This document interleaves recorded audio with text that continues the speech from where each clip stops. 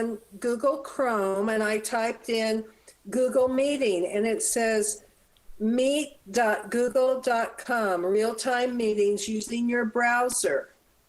Yes, but she's on an iPad. Well, I'm on an iPad. So can you open Meet from there? Don't know. I think it just... Because I think it did. It just went to the Meet. Yes. Yes. Sorry, Cheryl. Yeah, and that's the point. Google. Is that Apple has controlled that whole whole experience, and what it's supposed to do when you come across a web service that there is an app for in the ecosystem, then it points you to the ecosystem. That's what it did. Yeah. Exactly. And that's a very Apple thing to do. And so that's a little frustrating, and at the same time, the Android stuff which it competes with is a worse in that respect. That you don't know how long it's going to be compatible for. In fact, Google has had to recognize this, and there are times that you get these things in Android called Play services, and these are pieces of Google code that come through the Play Store that make old operating system compatible with new software that's out there. However, it doesn't fix security issues. It doesn't fix manufacturer-specific issues, but it does prolong the life of these older Android devices. Again, you just don't know when that kind of support's going to be lost. Whereas with Apple, it's pretty clear. Okay, Scott. Well, hey, before you start, let me just say this is the San Carlos Computer Club. I'm Scott Stimson from International Computer Solutions, coming to you live from San Carlos on what, I hate to jinx it, but it's a very good internet connection this morning. Yeah, yesterday it was horrible. My kids were having trouble doing school. I was worrying about the meeting. Like, there's no way we're going to be able to have a meeting tomorrow if this is the way the internet is. And today it's like all mine. I'm not sharing it with anyone, which is true because most of my family's in bed right now. But in my standard approach to this meeting, I have showed up with a list of topics that I thought you might find interesting. But again, we are unorganized and unscripted, and I am happy to answer questions. You have a concern? What's your concern, Bill? Well, the internet or the email said end of season meeting. What the hell does that mean?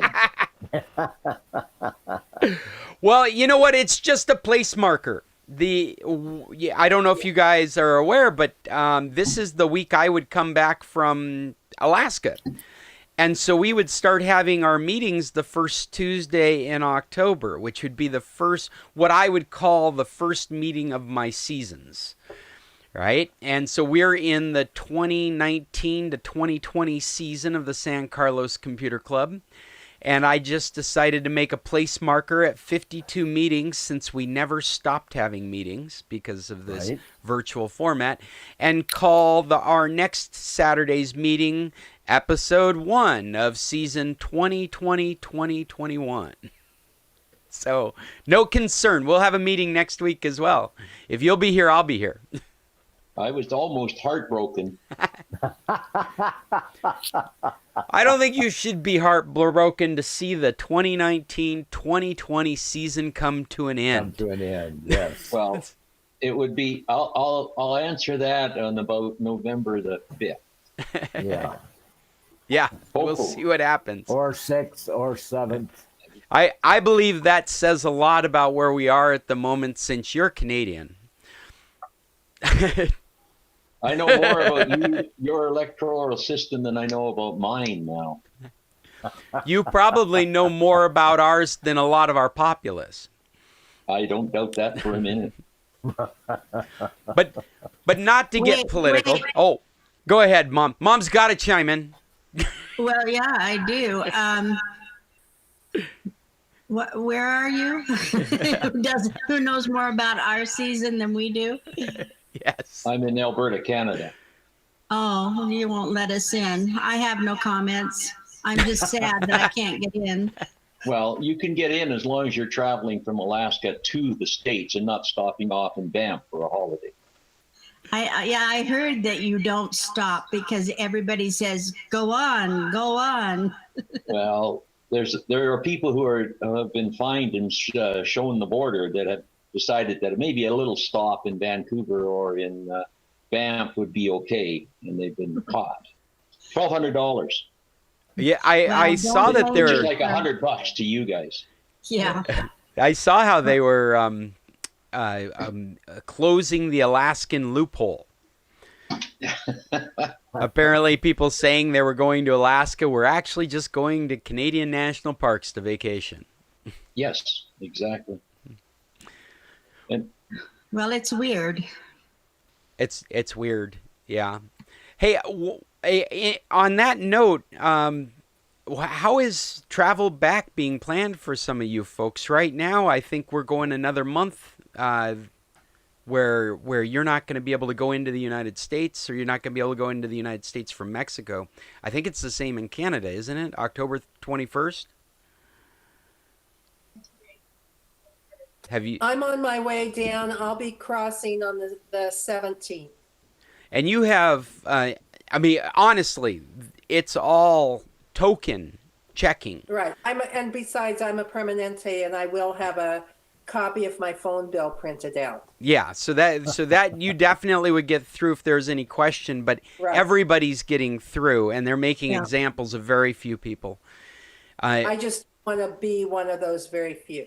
Yeah, well, no, you've got the right stuff. Judy, you've got the right stuff. You don't have to worry about getting across the border. But I was actually thinking more of out of Canada. If yes, Like and flying to Mexico from Canada.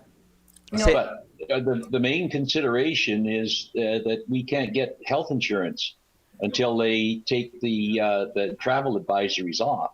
And there's no way in God's name we're coming into the States without health insurance. you know, Bill, I saw that issue in a San Carlos discussion group on That's it. Facebook. And somebody was pointing people in the direction of health insurance policies they could still get for Canadians. Canadians that have no pre-existing conditions, Canadians that are under the age of 50, Canadians who are not. Well, you know, you should be chiming in on that Facebook group if you haven't been, because that's good to know. That's good information. I find some of those people on some of the Facebook books don't listen to what you say. Yeah? Yeah, well, most, right? Most. Well, has anybody come with topics? Is there anything specific that we should be looking at today? I have a question. I have one. Okay. What? And Jim's got one. So go ahead, Judy. Go ahead. And then we'll do Cheryl, and then we'll do Jim. When whoever that was came into our meeting and was so disruptive, is there some way to stop that? Well, you know, part of that was my own negligence, because new names were showing up that wanted to come into the meeting originally. And so I'm like, all right, why not? Maybe this is because they saw us on Facebook, so I let them in. But it really was, I mean, they saw our meet code broadcasted on Facebook, and they were just curious and wanted to screw around. They're young and stuck at home and bored. And so they were just playing with us. And so I stopped letting them in and started kicking them out. And throughout the last half of the meeting, I was having to deny entry to the meeting. Right. And so that's why I included a new meet code in the email that went out. If there's anybody here that's not on the email list, let's make sure you have the meet code if we need to switch over to another meet. Just let us know that you don't have the email, and we'll get you the meet code before we stop this meeting and go into the next. But the only thing that would get me to switch would be if I have pop-up and I have to deny, pop-up, I have to deny, pop-up, have to deny. Because that's literally what was happening by the end of the meeting. It was just every minute, every 30 seconds, I was having to deny entry to somebody that wanted to screw with us. Just torpedo our meeting.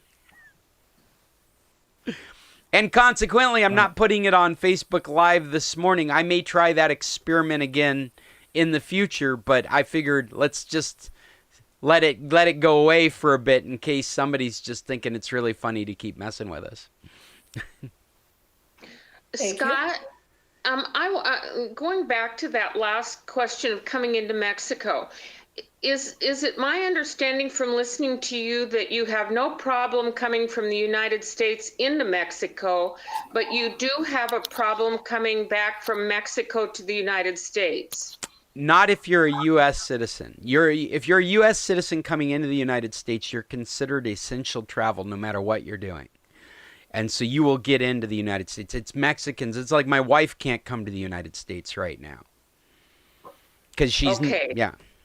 But no problem getting into Mexico whatsoever. So here's the rub, is that unless you are essential travel by Mexico's standards, and that means that you have long-term commitments in Mexico, you're a permanente, or you've got your temporary, and you've got rental arrangements to stay for a number of months in a place like San Carlos, then you don't have legitimate travel through Mexico.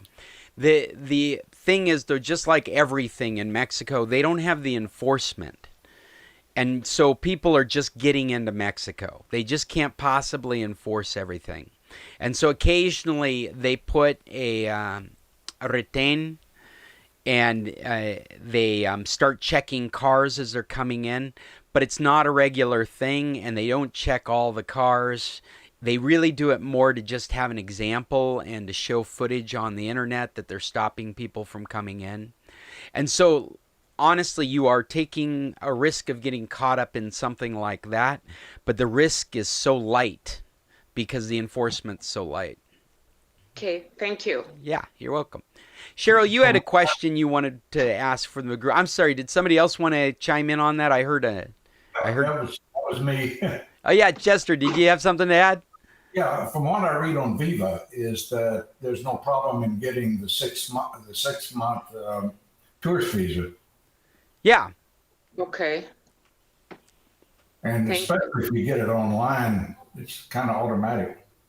Yeah, I mean, essentially, it's if you're getting the 6 month visa, you're saying that you're going to be staying down for a large amount of time. And they associate that with having a rental agreement. They associate that with you owning a place down in San Carlos. That's all legitimate travel. But if you're trying to come in for a few days, that's what would be shut down. Since I've already interrupted, could I go ahead and pass on some information I have? If Cheryl can wait on her question, go ahead, Chester. Yeah, my longtime friend Walt George has passed away. I'm sorry to hear that, Chester. But I didn't know if anyone else knew him or not. I knew boat, Walt, yeah. His boat was Real Mule, if you remember. Real Mule. Yeah. I did computer work for him. I remember him, yes. I'm so sorry. Yeah, that's really sad. Yeah. What was it? Anything specific, or? A combination. He had polio as a child, and polio sometimes comes back in old age. And he also had dementia, and then got COVID-19. So. Oh no. Oh no. I'm so sorry. I knew him too. I'm awfully sorry, Chester. Yeah. Yeah, that's too bad. Sorry. Well, thank you, Chester, making our meeting so somber this early in the morning. Well, Cheryl, go ahead now. Anybody got a TV show to recommend? Mine is related to TV. Oh yes, Cheryl, go ahead with your question before we go on to anything else. Okay, we this week signed up for another 30-day trial on Amazon Prime. So I'm trying out Amazon Prime, and I hit this thing where I had to also sign up for a 30-day trial on Stax. It's a TV channel or something. Never even heard of it. Get to watch a couple of things, and it's full of commercials, mostly about Amazon Prime, but it's a bunch of commercials. So to people that are with Amazon Prime, what is the actual cost per month? Do you like it better than, say, Netflix? And are you enjoying it, or should I just go back to the free stuff that I was getting before? Well, I like Amazon Prime because it's also not just Prime Video. yeah, I was going to say, I actually want to amend your question to, does anyone use Amazon Prime specifically for video and music content? Because I would imagine none of us do. We take advantage of it because we're already paying for it for shipping. Right. You're right on. I believe it's $14.95 a month or something like that. I really think the problem I have with it is that so many of the movies that I want to see, you have to pay for. Yeah. And that's irritating. And so we really watch Netflix more than Amazon Prime. We always feel fortunate when we find something on Prime, and I find Prime in Mexico almost more intriguing than Prime in the United States. There are shows like I think I've mentioned before. I think it was it's one of the new Star Treks, and because there is no CBS All Access in Mexico, they licensed it out to Amazon Prime. Well, I'm a Prime member in Mexico. Prime costs almost a third the price yearly in Mexico. And because I'm in Mexico, I get to watch a show that I wouldn't be able to watch in the United States under Prime. Okay, so my question, I guess, I asked about Prime because of video. You guys use it for what? For shipping. For shipping. When you pay for Prime, you get free shipping. It's a big deal in the United States, and it's a big deal in Mexico now. So you use it as a shopping channel. Also, high-speed shipping. Yeah. Get it frequently the next day. Yeah. Yeah, I mean, but we all have gotten into Prime as a video platform simply because it exists as a side effect of getting free shipping. Right. Oh. Okay. If you bought a Alexa... Never mind. I actually have an Echo set up on my desk because I'm trying to trick it into starting up by accident. That would have been starting up by purpose. but I'm trying to trick it into starting up by accident so I can start keeping track of words that... So I've got one on the desk and I forgot.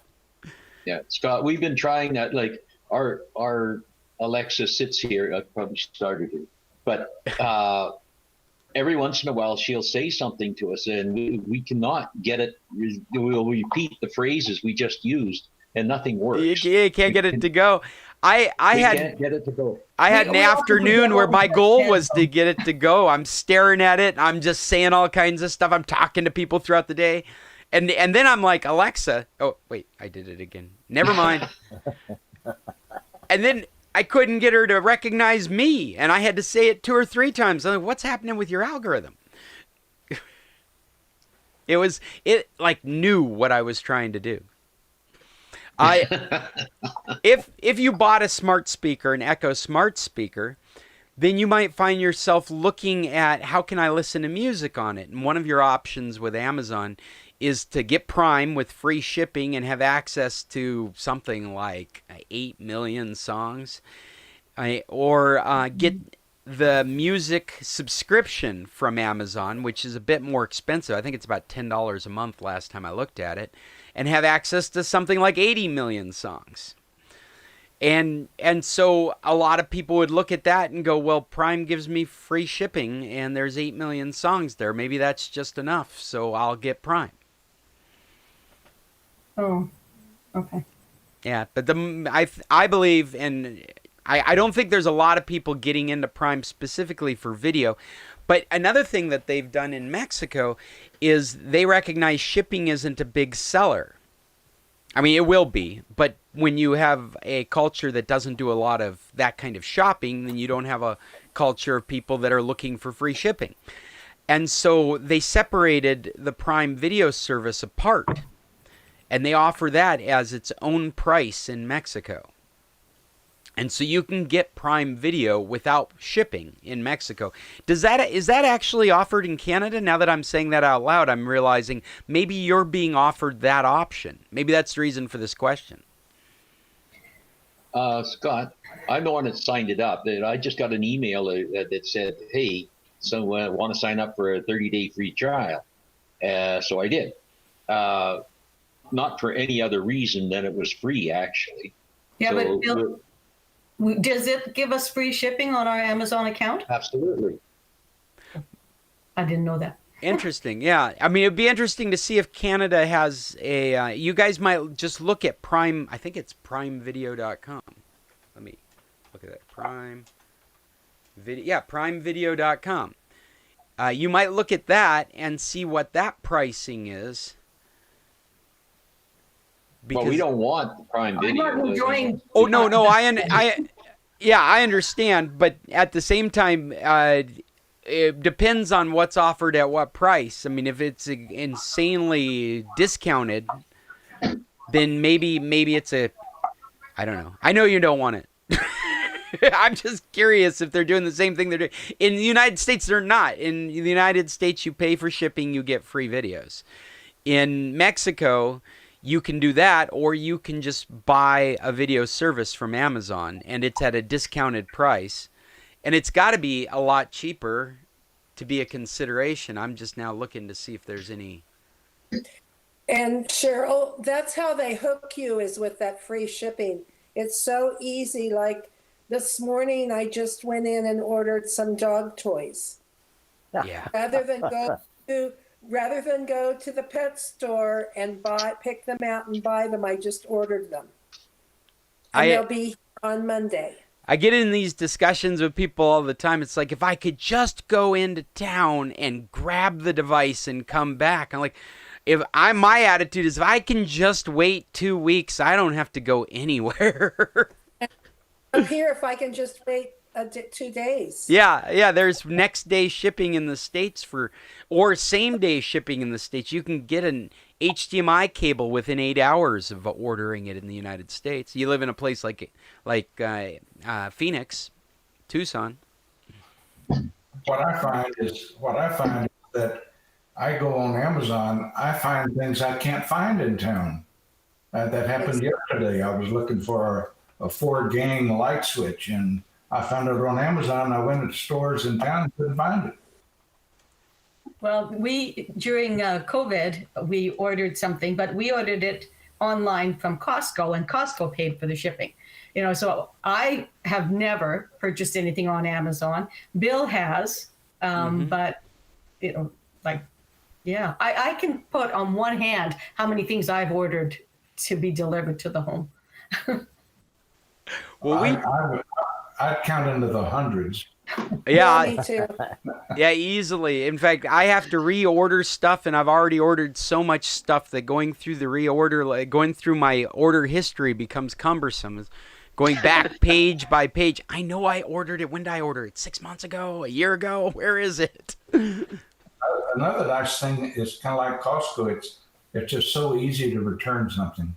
That's right. My shopping habits here in Mexico, I look for Prime all the time just because I know it's going to be so easy to send it back to the vendor. Because Well, you have to also look for free returns. well, Well, when you do Prime, it gives you a date for when you can return it back, no questions asked. Well, yeah, but some of these Prime people want to charge you a restocking fee. So Right. not all. I haven't had. to look. So what I'm referring to is when you look at an item and it says it qualifies for Prime, then And then you go to send it back because you don't like the quality, and they're going to charge you a restocking fee. oh, I haven't had that experience before, but maybe I've had that experience, and I even order toilet paper and paper towels on Amazon because I find their prices are really competitive. Yes, yeah. Bye, guys. I'm out of here.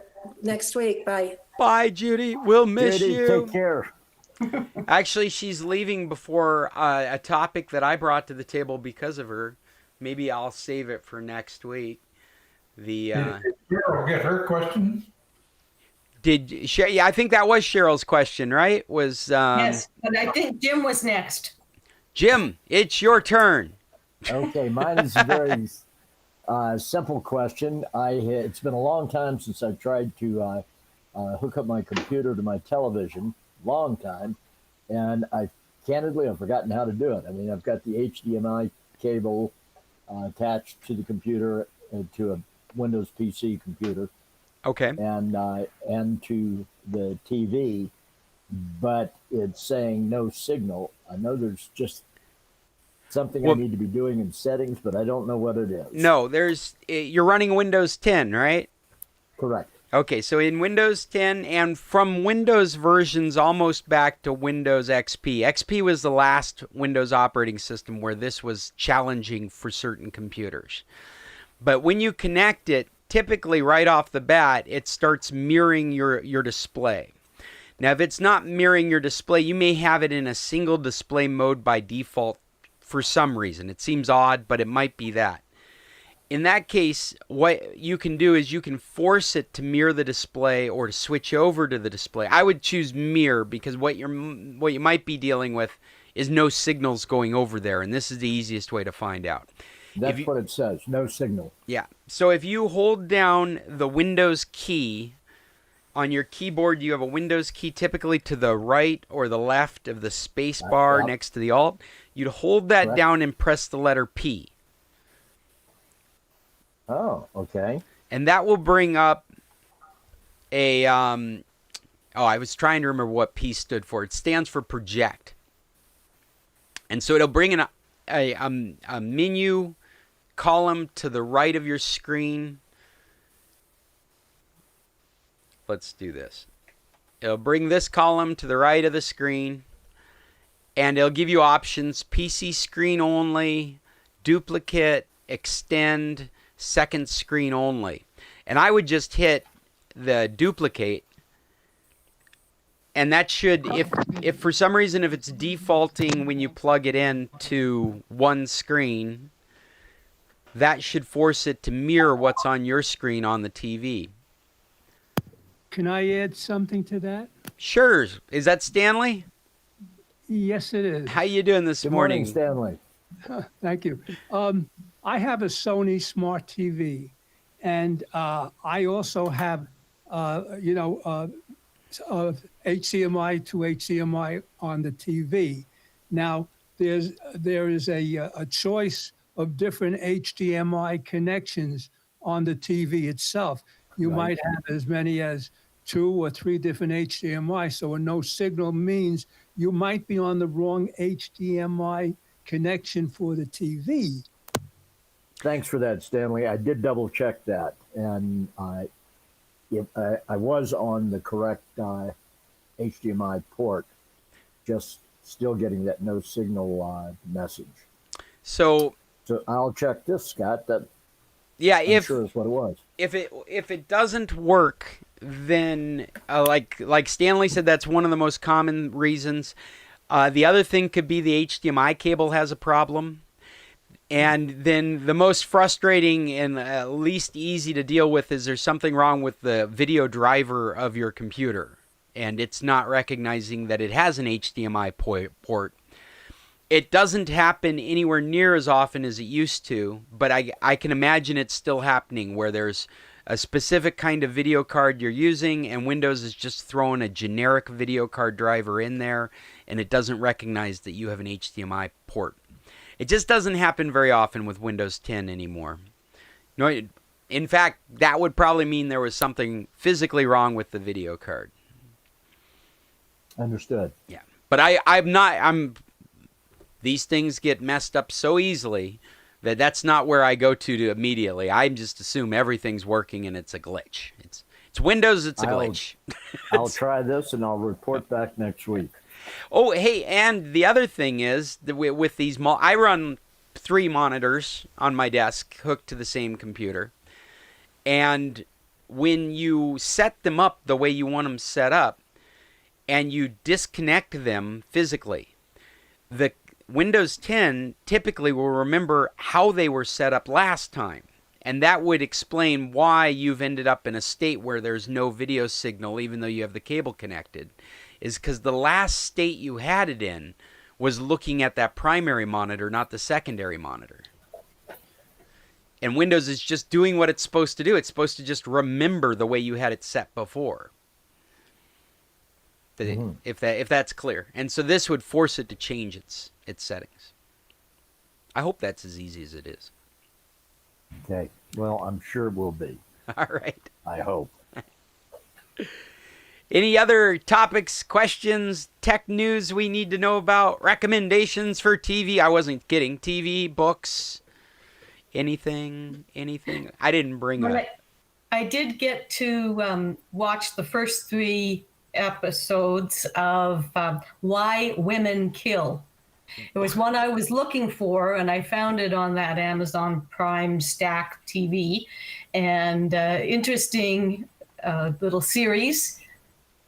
So when you use Stack, what you're doing is you're using an alternate service from the Prime. Like Prime has put it in front of you. It's actually part of their marketing. They have some relationship with Stack that if you purchase their service through Prime service, Amazon gets some kind of cut from it. And the premise being that Amazon is everywhere. And like for me, this is the first time I've even heard of Stacked.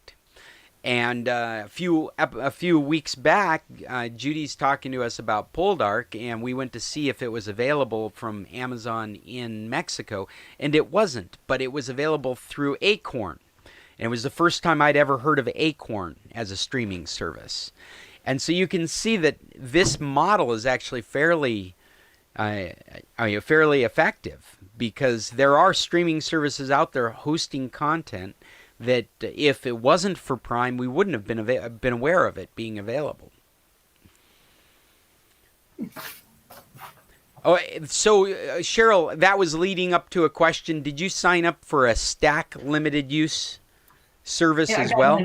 30-day free trial on Amazon, through Amazon, but it looks like it's $12.99 a month. Yeah, and Amazon. I would do what, 14? I was going to say what you're dealing with now is you're looking at 2 different free trials running at the same time. You've got a free trial for 30 days on Amazon, and then you've got what Stack offered you.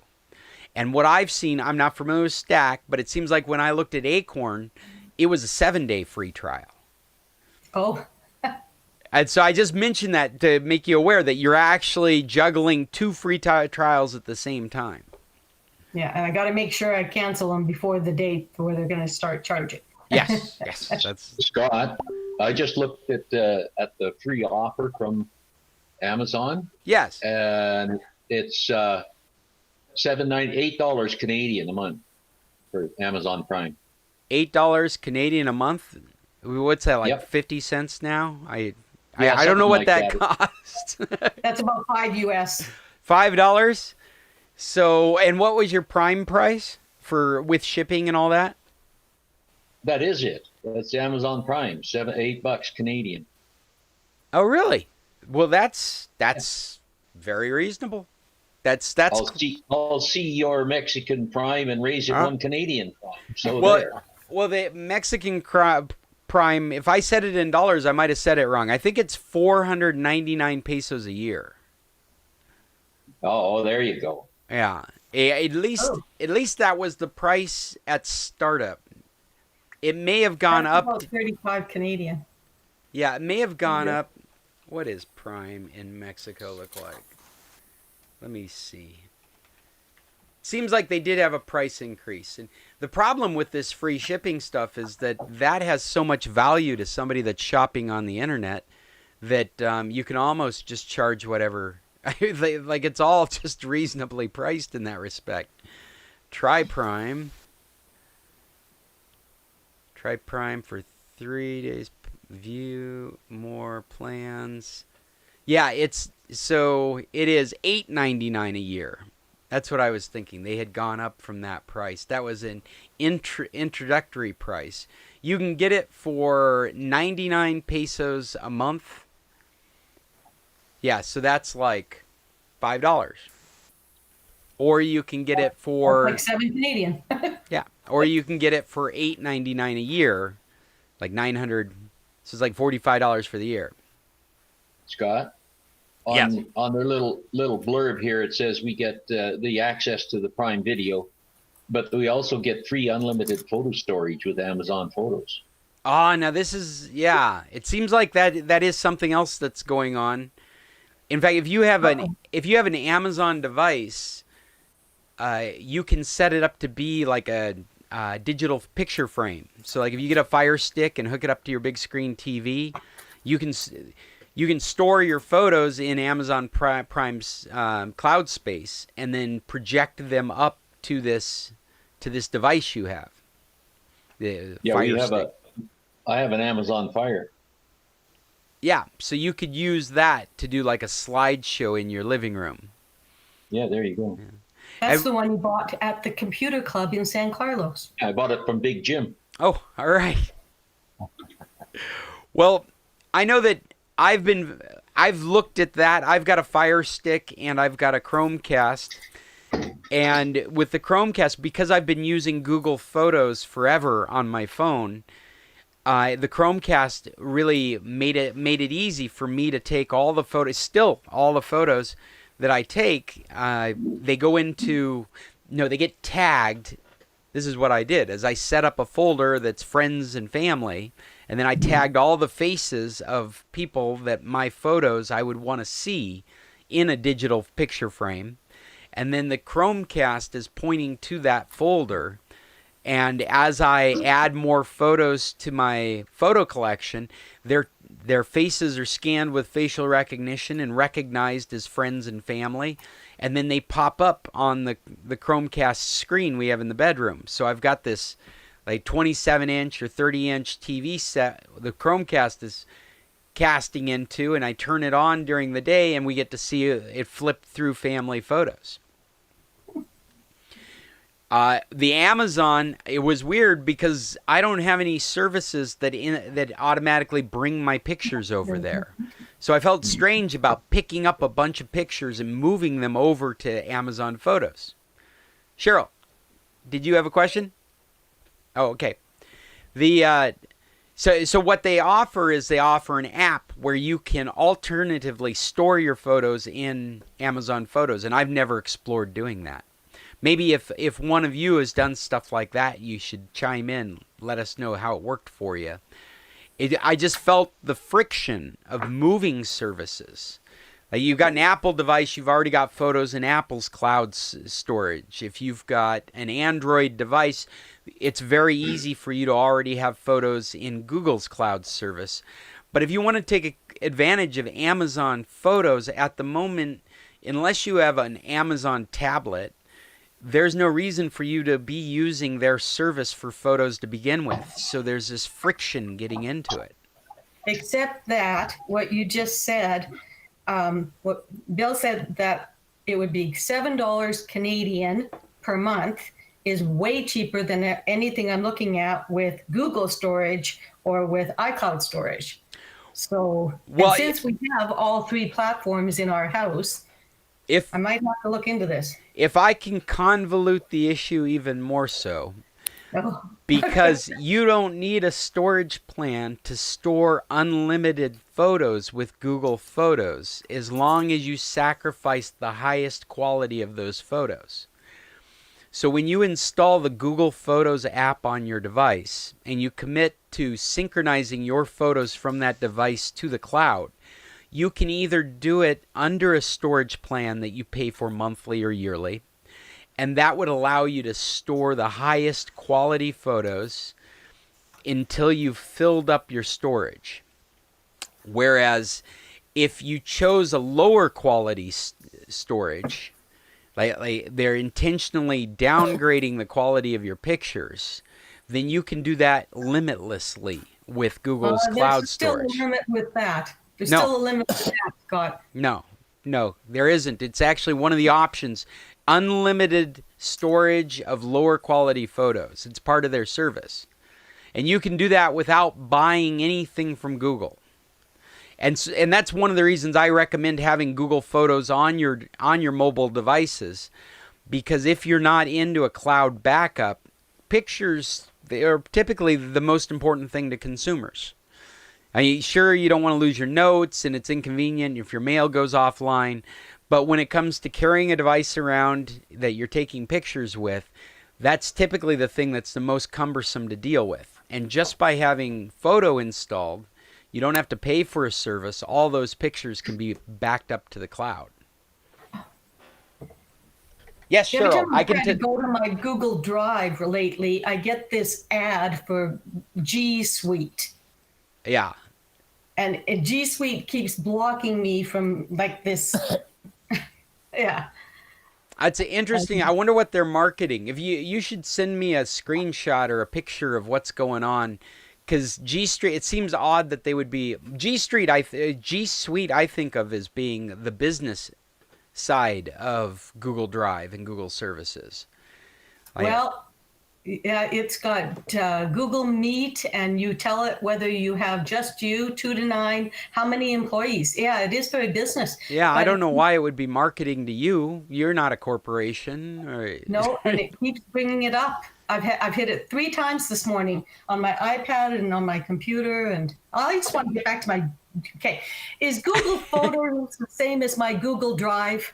No. So when you said that you can have unlimited lower quality in Google Photos, Yes. you weren't talking about putting it on your Google Drive. No, not on the Google Drive.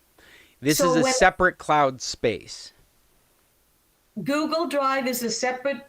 Well, Cloud. Google Photos is a separate drive, a separate cloud space. I mean, yes. I mean, you could infer from that Google Drive is a separate file space. Google Drive is like a hard drive, and they actually give you, I think, 15 gigabytes for free, and then you can get into a storage plan, and you can stick anything on a Google Drive. And when you do the highest quality photo sync, then you're limited to your Google Drive space. But when you do the unlimited... I shared with you guys before that we put all of my mother's albums and all my parents' albums on through a service, and she sent it to me Google Drive link. So I have it in my Google Drive. If I put those into Google Photo, they would have to be the lower quality, and I would have unlimited. Yes. In fact, I think what I would do is I would bring those photos locally so that you've got the original quality on your computer, and then stick them in Google Photos under unlimited, so there's a backup of them, even though it's a lower quality. The lower quality is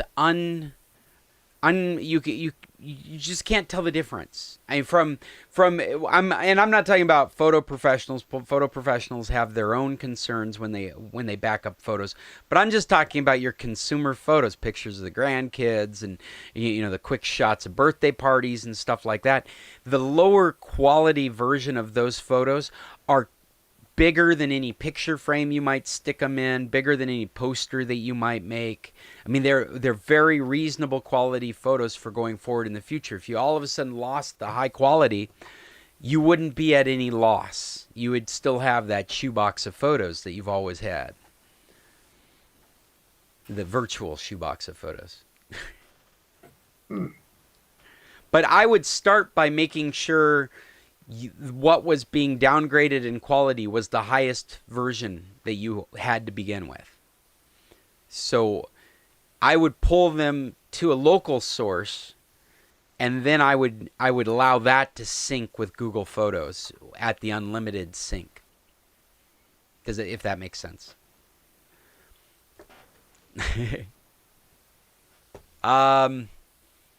There was something else on that note too, and I'm not remembering. On that train of thought, one of those cars derailed. Yeah, and we're just going to leave it back there at the junction and go forward. Is there any other, does anybody else have anything they'd like to contribute? Real quick, I just want to mention one thing. I don't know if you remember, I was having telephone problems, Yes, Stanley, you were talking about a problem that you thought maybe attributed to the SIM card. That was exactly what the problem was. Now it's 100% perfect because of the SIM card was defective. Oh, that's great. I'm glad you were successful with that. It's really nice that you didn't have to go out to a store and deal with all that as well. They would just send you a new SIM card. Exactly. Yeah, It well, was working great. that's a good... Other than that, I've got to sign off at around 10 o'clock. I've got things I got to do. But I'm glad I was able to catch you before I missed you today completely. All right, Stanley. Yeah, we're happy to have you with us. We've got a big group again. There's 11 of us here in the group. I don't know if you guys have been paying attention, but we typically are between 8 and 13 people showing up each week. And since next week will be the first meeting of the 2021 season, I don't think we're going back to tequilas. Not yet, at least. There's been nothing that, well, I mean, the ordinance is groups less than 10, and we're a group bigger than 10, so I think we're just going to push forward with virtual meetings for the indefinite future. So I will be right here next week at 9 o'clock when we start to do this again. I love to have you do it like this because then all of us from around the country, the world, can come and join you. So I appreciate it. I agree. I'm really enjoying it myself. I would hate to give up this aspect of it as we move back to in-face meetings. You could do both. Well, and Chester, that's what I was just going to get at, is I'd love to be able to do both, but actually what I've had to do to make all this work correctly on my end makes it very difficult to take it over to tequilas and set it up. You know, Scott, I used to not come down to the meetings when I was in San Carlos, and I would watch them on YouTube. But what I found was I was just watching, and I'm getting a lot more out of this Google Meet because you are able to control things a little bit more. And in the public thing at tequilas, there were often different conversations going on, and I wasn't able to stay as focused. Well, I have to agree with you on both points, but I do kind of miss a little bit of that chaos. There was a lot of energy generated around the table, a lot of thousands of topics flowing all at the same time, and we're missing a lot of those regulars. You know, like we haven't seen Gary Hall, we haven't seen. Yeah, or the other Jim, or Gary Sampson. And I've talked to them, and I make sure that they're on our announcement lists, but they just never seem to make it to these meetings. Like, where's Bob? What's that? Scott, one of the other advantages is that you don't get to rest your eyes like a couple of our participants today. Right. You don't get, wait, repeat that. You don't get. Hey, Bill, are you saying you're catching members sleeping in front of the computer?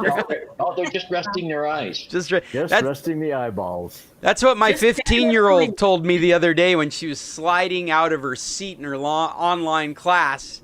Her mom's like, Emily! And she's like, what? It's like, don't fall asleep. You're in class.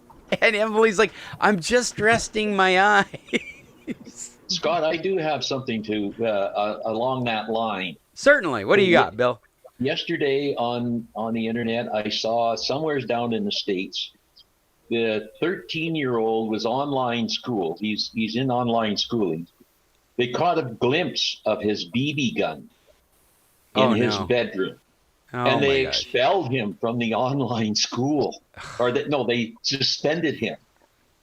Now, right. How can you make sense out of that? Yeah, gosh, that's a tough one, isn't it? The school had a policy against weapons of any kind, and by God, they were going to enforce it.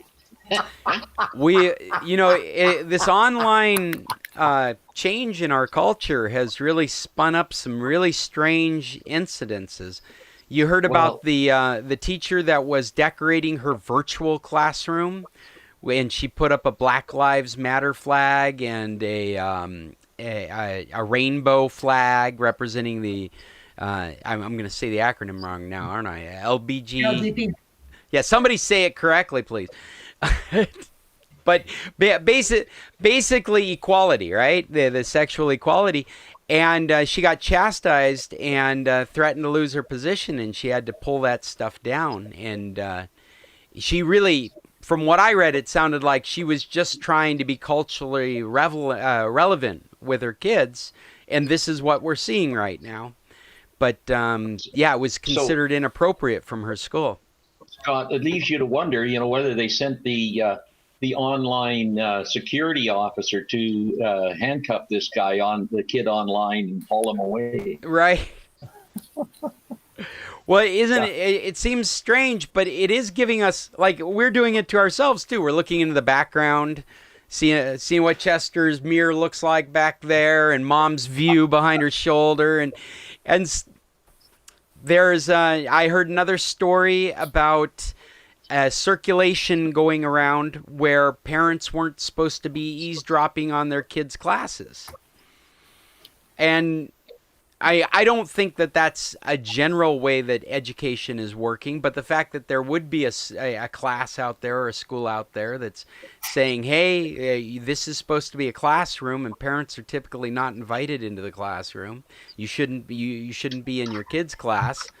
And at the same time, you're looking around going, well, how many rooms do I have in the house? Where's this person supposed to be? Of course, I'm going to speak up if I hear something come across the screen that I find inappropriate. It's just opened up a whole can of worms with all this. There was a news this morning about a guy that had a house party back in March, and he's now in jail for a year. For the house party? For the house party. What was the reason? What were the circumstances? Because of the COVID situation? Now that's a little bit unreasonable. Wow. I did see a house party getting shut down recently where the footage was just a perfect example of what we're dealing with American culture, because it showed the police officer talking to the owner of the house. He's come to shut them down. He's asking the owner of the house, how many people you have in the house? He's like, not very many, like 20. He's like, 20? The ordinance is for 10. You guys need to stop this party now. And you can tell the police officers just like, I don't want to run you in. Tell these people to go home. Wear masks. I mean, you could see it in his eyes in the dialogue he's having with this guy. You're violating our mandate. And then he's calling in this guy's ID, and he finds on his computer that the guy's tested positive for COVID. So he knows he's COVID positive, and he's having a house party with 20 people in it. It's like, well, now I need to. They all were tested positive, and they were quarantining together. Yeah, is that what it is? With loud music and beer, of course. What was that, Jim? Were you going to say something? I was going to say, I remember the story, and as I recall, he was saying, yeah, we all tested positive, so we're all quarantined together, except for the girlfriends and boyfriends who came over anyway, and friends from down the street. And the five guys who got up and walked off the property when the police showed up. Right, exactly. yeah. Some quarantine. Yeah, good job. By the way, Scott, you're talking about the rooms. There is a website that is called Room Rater that looks at all these talking head news people and rates the background of their room on a scale of 1 to 10. Room Rater. That's interesting. That's funny. I wonder if you look at the news guys now, they all have a plant in the background somewhere. And that was one of the requirements to get a good rating, is you had to have a plant or a flower. I don't know if you guys follow the late night shows, but we watched Seth Meyers clips on YouTube, and he had a running gag on the Thornbird's book sitting on his back in table for weeks on end. You check in with him on the next day, and he'd have another copy and another copy, and pretty soon he had like 4 copies of the Thornbird stacked on, and he was complaining about how they multiply when no one's looking. It only made sense because he was in the guest room, and of course there's a copy of the Thornbirds in the guest room. Yeah, but they were multiplying like rabbits. Room Raider. I'm doing a search on it now. I see Room Raider Twitter account. Is that what you're talking about? I believe so, yes. Very cool. Hi, Linda. Hey, Linda's with us. Yeah, Linda. Everybody just saying. Hey, Linda. Jim doesn't have a separate room for his computer. He has to be. Really? I was going to tell you that, All right. Yes, this week we had a book club meeting. It's our San Carlos book club, and 2 of the girls are still in San Carlos, and we're all over Florida, New Mexico. One other Canadian on Vancouver Island and myself. Anyways, we had a 75th birthday party during our, so one of our girls was having a birthday the next day. So somebody had streamers and everything decorating their background. We all wore fascinator hats, and it was a fun time. That's cool. Yeah. It's a little messy trying to shove the cake through the camera. Yeah, right. You all had different cake experiences, I'm sure. What else do we got going on? Well, yeah, okay, here's one. I found an article on password managers. We talked a lot about LastPass, and somebody had mentioned in one of our previous meetings, they'd asked if LastPass was similar to Dashlane. And at the time, I wasn't familiar with Dashlane. And so I started doing some research over this last week, and I found this article that is put out by a website called proprivacy.com, which I thought might be one of those, we're a blog about privacy. And I thought maybe they would adhere to strict privacy, but then I found my privacy blocker blocking cookies and trackers on their website. So I don't know. Take it with a grain of salt. It might actually be a market group that's promoting all their products more than it is actually privacy experts. But they made a list of some of the best password managers out there. And I narrowed it down to, there's 4 of them, the 4 best password. And on the list is Dashlane is number 1 in their mind. It's a paid service. The thing I gleaned from it, they have reviews of each one of these. So if you guys are interested in seeing the advantages and disadvantages of each one of these, you can go to their proprivacy.com site and look at the best password managers and compare their reviews. But Dashlane has a VPN service as part of what you subscribe to.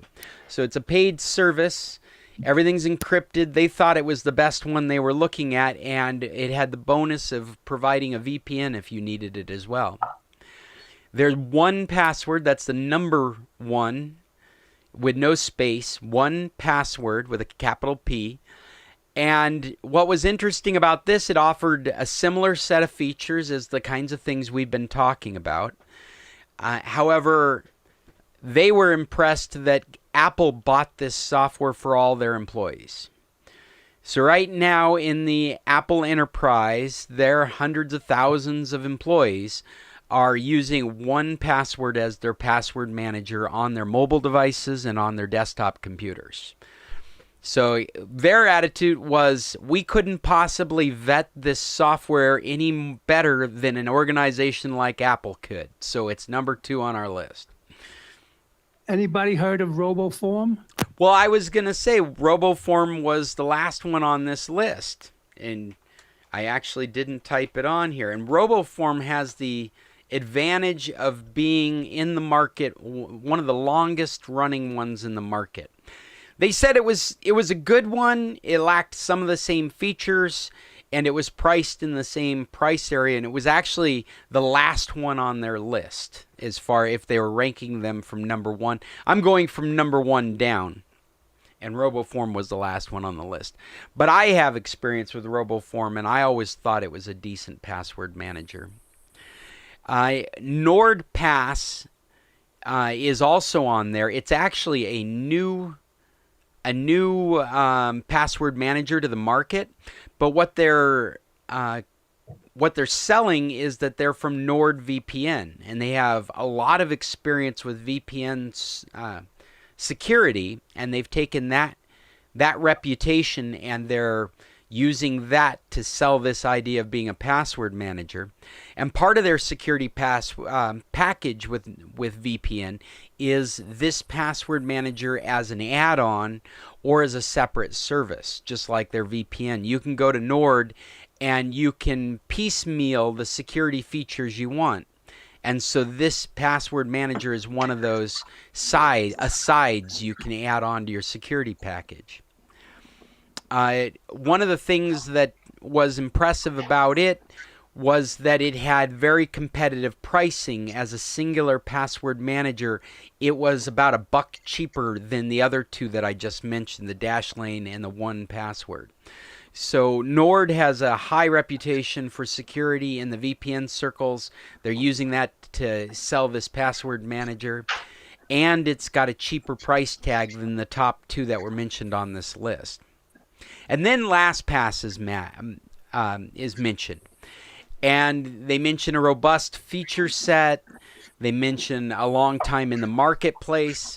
And they mention a couple of stumbling blocks with security. Ooh, what's that? Something's going on. Somebody's mic is bringing noise across. But they mentioned, and LastPass did have a couple of security failings, and it wasn't an implementation more so. I remember the failings, and in each time it wasn't an implementation problem on their part. It was more a misunderstanding on the user's part.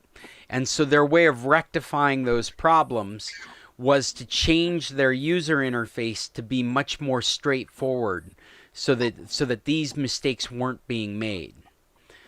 And so they have recovered from those, and one of the things that was impressive is when dealing with those kinds of security instances in the market, they were very quick to fix those issues, and one of the quickest in those issues. And I'm imagining that's the reason I first got aware of LastPass was how long they've been in the market, but how quickly they've been to correct their own problems.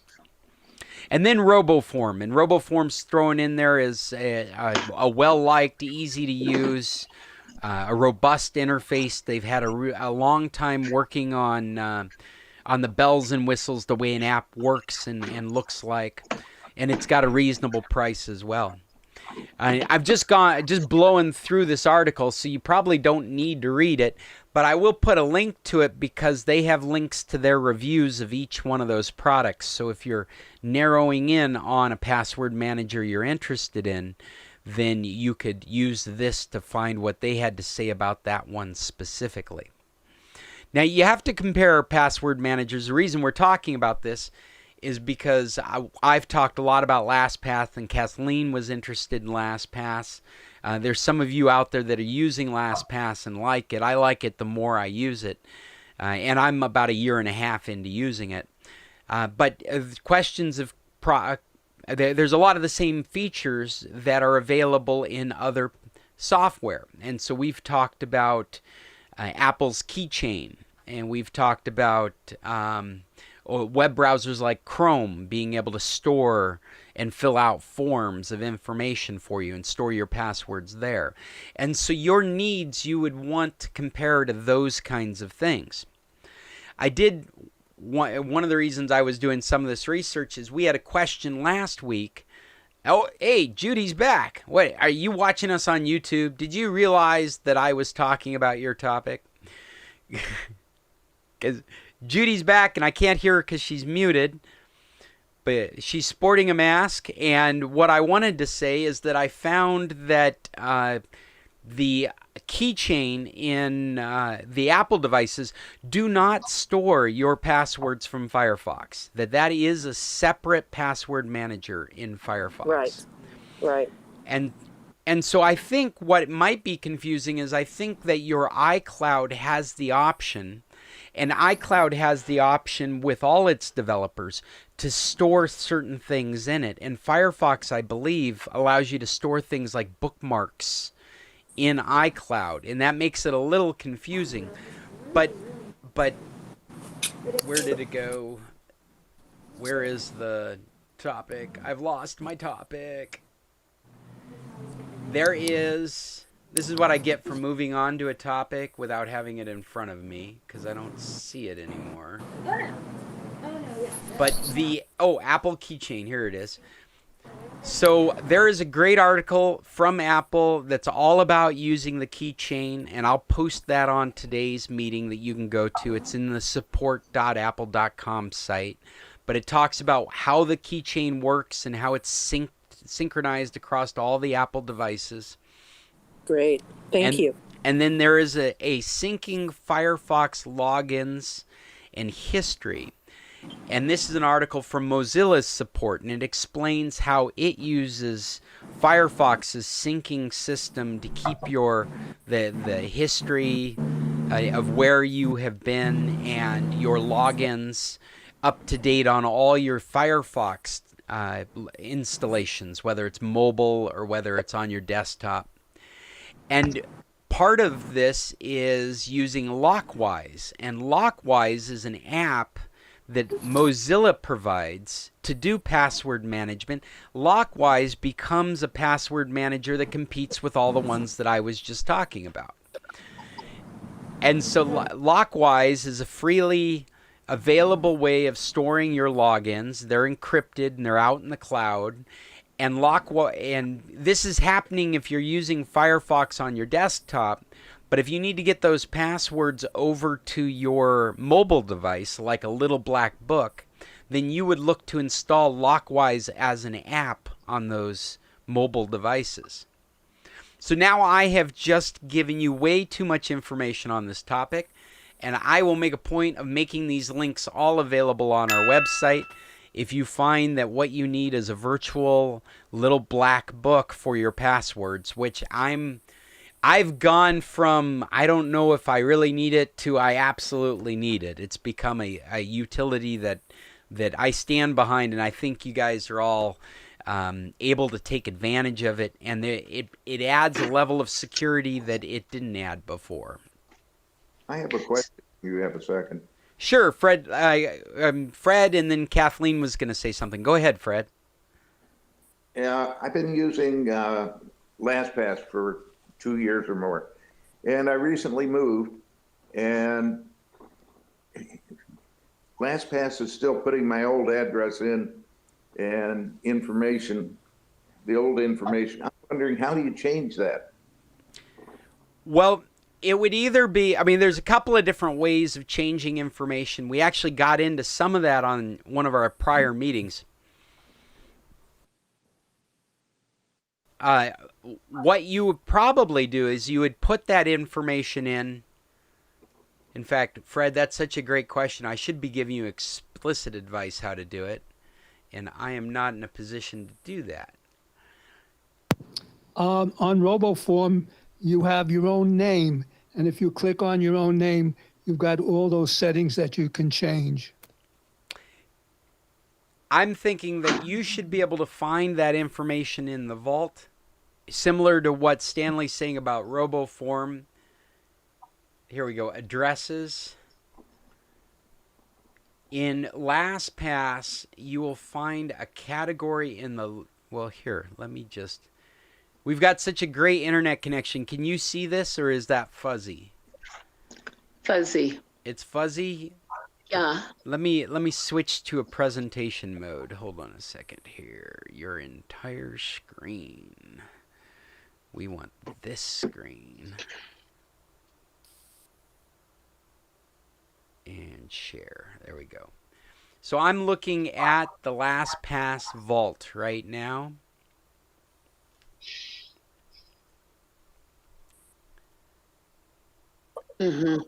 And in the vault here, we've got this addresses tab on the left side. You see that? Yes. And so here, I obviously don't have any addresses stored. I'm thinking, Fred, you're going to find an address stored there. Now, at this point, you could either update that information or add another record. You could just hit this add item and start adding information, name, what folder it's going to be in, what it's going to be called. And when you approach a form at that point, then you're going to have two different options given to you. So two different options make sense if you have two different addresses. If you're always maintaining just one main address, I would look for the one record you have and just amend it, update it with the new information.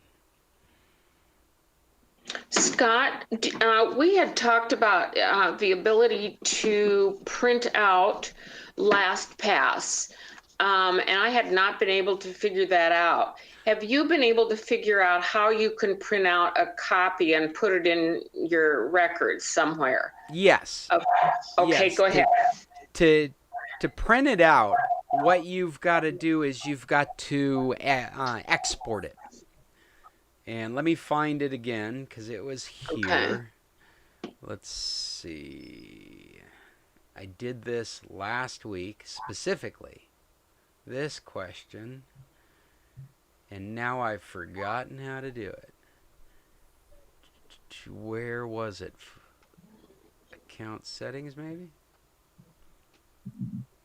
So we're looking for an export option. That doesn't look like it would be there.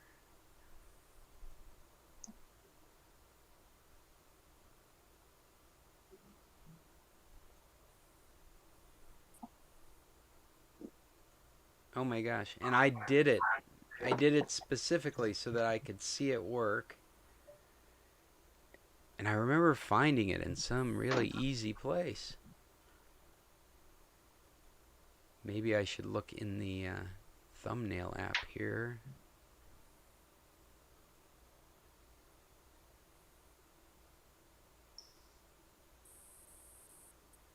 No, those are my recently used. Secure. Where is it? Damn it! It was just in front of me last time. All right. That's what I get paid the big bucks for. Yeah, we're gonna double it this week. Thank you so much. Bill, you get you get 1,000 points, Bill. Nobody knew I was giving out points, did they? You ever watch Whose Line Is It Anyway, or Whose Line Is It? That's what I was thinking of. Yes, exactly. 1,000 points. 1,000 points for you, Bill. So yeah, that's the answer to your question, and I know I posted it on our website, but I think I picked the wrong day. Thank you. You're welcome. Okay, Scott, I got a comment. Yes, sir. It's not quite LastPass, but it's similar. I have an app running on my machine that it's called Blur. Have you? Yeah, I got it from you guys about 2 years ago at Computer Club. Blur. But Blur is Blur. Basically, what it is the free version is a password and email generator. It's an email forwarding kind of thing. So when you're signing up at something and they want you an email address, you don't want to give them yours. You click on Blur and it'll generate a random email address, and anything that from that site goes to Blur, and Blur will forward it to your regular email.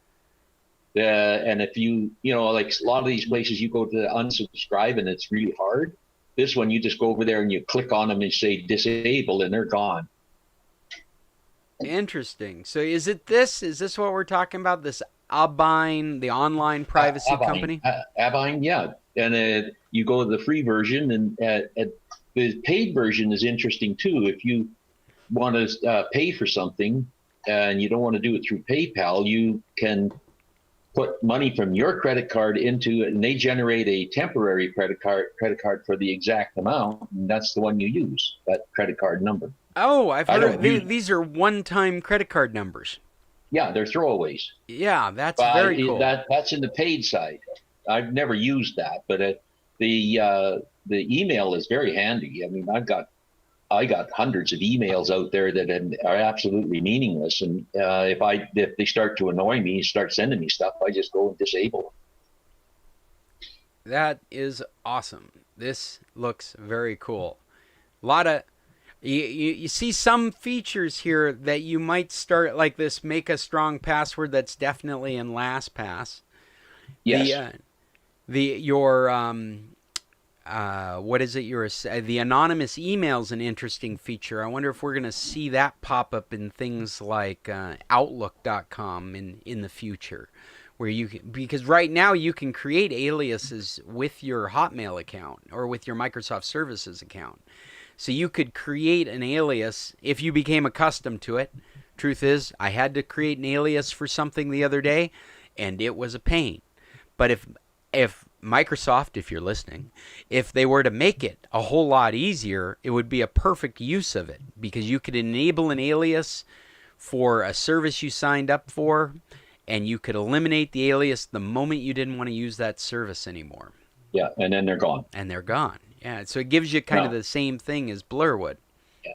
Yes, once in a while when Blur generates a thing, they've got some smart something running in behind. It'll say, wait a minute, that's not a valid email address. They won't let you use that. So then you have to revert to your own. Oh, yeah. But so every once in a while, it'll detect that you're using an alias type thing. Yeah, in that case, then the Microsoft option would be pretty good. The fact that you can sign up with a different email address and have an email address and make aliases to that email address, it gives you a lot of options. I haven't used email aliasing in Gmail. I don't know if it's more cumbersome, available, or not available under Google's system, but Microsoft, it very much, the idea of creating fake email accounts is there. Right there with your free Hotmail account or your free Outlook account. Speaking of Gmail, mail, I'd like to give Kathleen my email address so we could get updated. Oh, okay. I haven't had it in a long time. Well, Chester, maybe shoot it over in the chat, unless you want to keep it away from the rest of us. I'm thinking that's probably the good way to not. I'm trying not to reveal private information as much as possible. We are streaming live on YouTube. It does sit on YouTube as a meeting afterwards, and so I just remind you guys of that as we're revealing private information. If you put it in the chat, no one's going to see it or hear it on YouTube, and Kathleen can just pick it up on her end. Chester, I've still got your email, but it's prodigy.net.mex. That's not correct anymore. No. Okay. Oh, and then let's just stop that checking right now. No. I'm not going any further than that, but I'm just using the fact that you're no longer using that specific. Okay. And I'd love to. My email is exactly the same. I'll have to find that. It's been a long time. Okay, yes. Well, Chester, if you're looking at my screen, yeah, and you're seeing the matrix of faces, and in the upper left-hand corner, yeah, this is chat with everyone. You can click on that, and you can type down here below whatever email address you would want Kathleen to have. I mean, we would all have it, but I'm sure you're not worried about that. No, I'm not worried about that. I'm just trying to find the chat. Yeah. But if you do that, it'll be available to our whole group, but it won't be broadcasted on YouTube. Oh, I'd love to have it. Thank you. I can't find the chat. Another place it can be, if you're still looking at my screen, is down here in this bar at the bottom. It looks like a little speech balloon with lines in it. And I'm wrong on my computer, but if you're using a mobile device, it seems like it sits at the bar at the bottom. But at the top of your computer, there should be how many people are in the meeting, and next to that, there's a little speech balloon. I don't see a speech balloon. I see 10 people. Right next to that. Yeah. Okay. I got it. I found it. All right. So this is the way you get to pass messages to each other in class. Okay. I got it. So I click on chat. Yep. And down at the bottom, you can just type something for the whole group. I got it. I'll just type it right now. All right. Oh, thank you. I am changing my display because it just occurred to me that message does pop on the screen. I just saw Cheryl's message to Chester. It said, "Hi, Chester." And so what I've done is I've switched over to my straight camera view so it doesn't go across the YouTube feed. Okay, I sent it out. All right. I got it. Thank you. So we have reached the end of the hour with an extra 25 minutes. Have I hit everything? Wow, I feel like we've just had a lot of good information today. Is there anything you guys would like to contribute to the ending of this meeting? Anything you feel like I haven't touched on yet, or any news and announcements you'd like to bring to the meeting? Well, I looked up a couple of those recommendations for entertainment. Chester, you said Angel Eye, and it was a movie? Yes, and I saw that this week. Yeah, that was a movie. Yeah. Yeah, if Okay, you... we didn't find Angel Eye, like E-Y-E, Angel Eye? Right, correct. If you Okay, look, I'll look again. And somebody talked about something called Eureka. Was that a series or was that a movie? That's a series from Sci-Fi that's really fun. And what I did is I put all those recommendations on the last meeting post on sccclub.org. So if you go to the last one, there'll be a whole list of recommendations, and it'll take you to links to IMDb talking about each one of them. You can also use a site called Just Watch, and you can type in those names, and it will tell you what services that you can watch them on. So you can use Just Watch to look for something like Angel Eye, and it'll tell you if it's on Netflix or Amazon Prime, or if it's in Microsoft's store or the Apple store. I use Just Watch often to find out if I can watch it legitimately somewhere in one of the services that I use. Okay. Cord cutters, I don't know if other people get it or not, but it comes out with what's new this week, what Hulu's bringing up, and what Netflix on, etc. Cord cutters? Yes. I should stick that in our list of stuff. So cord cutters will help you find what's just been released, and it'll tell you where to watch it. It also tells you when somebody's having a sale. Oh, that's interesting. Okay, Scott. Yes, sir. You are now 4 for 4 in technology. Congratulations. I think you finally got it figured out. I think I have. I actually think I might have been the cause of some of my problems. No. I made some dramatic changes to the way the stream was going out, and it really lightened the load on my computer. And so I don't know if, it feels like because it lightened the load on my computer, the stream that's going out is actually better because it's not suffering from the computer problems I was having. Even though it was lowering the quality of what was going out, it really upped the quality because people aren't frozen and cameras not shaky. But I have to tell you, the technologically it's far superior, but for entertainment value, it's not as good. It's not as good. It is somewhat interesting and entertaining to watch you scramble around. I bet it is. Yeah. Try to figure it out. Well, I Okay. did come with a list of topics that can easily wait till next week if we don't have anything to talk about. So There you this go. has been the San Carlos Computer Club. I'm Scott Stimson from International Computer Solutions. And as always, if you're having trouble with your computer, typically I can help you remotely with it. So get a hold of me, Scott, at internationalcs.net. If you've liked this meeting and you want to go back to some of our previous topics, please check out sccclub.org. I have invested a lot of time into the notes from these meetings and providing links to things we talk about. And so if you have a vague memory of something and you didn't write it down, come to the website and you should be able to find it was last Saturday or the Saturday before or the Saturday before. I have made some reference to it so that you didn't have to write it down when we were having the meeting. Until next Saturday, I hope you guys stay safe, have fun, and tech on. See you, Scott. See you guys. It's always fun. Have a good one. I look forward to next week's meeting. Bye, son. Bye, Mom. Love you. Bye, Scott. Bye, Pop. Love you. Love you too, honey. Good meeting.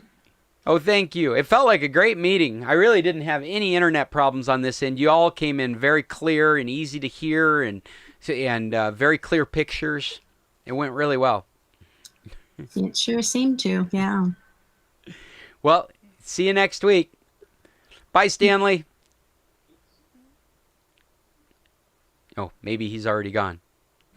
Bye, Mom. Bye, honey. Miss you. Miss you too. It's beautiful here, by the way. I'll send some pictures. Oh, that'd be great.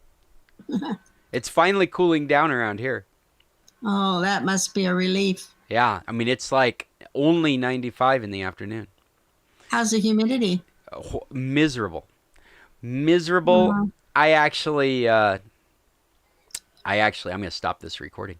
I actually was up on our roof looking down on the trailer, and there was a pool of water on one side of the trailer. I'm like, oh my gosh, I'm going to have to deal with that. And then I'm thinking, we haven't had any rain at all. So the pool of water, and my air conditioner doesn't do that either. It runs off the side. So this pool of water is purely condensation. There's so much condensation from the humidity that it has streamed together and formed a pool of water on the side of the trailer. Wow. Yeah, well, we've got nothing like that to report. Well, I'll talk to you later, Mom. All right. All Love right. you. Bye-bye. Love you too. Bye-bye.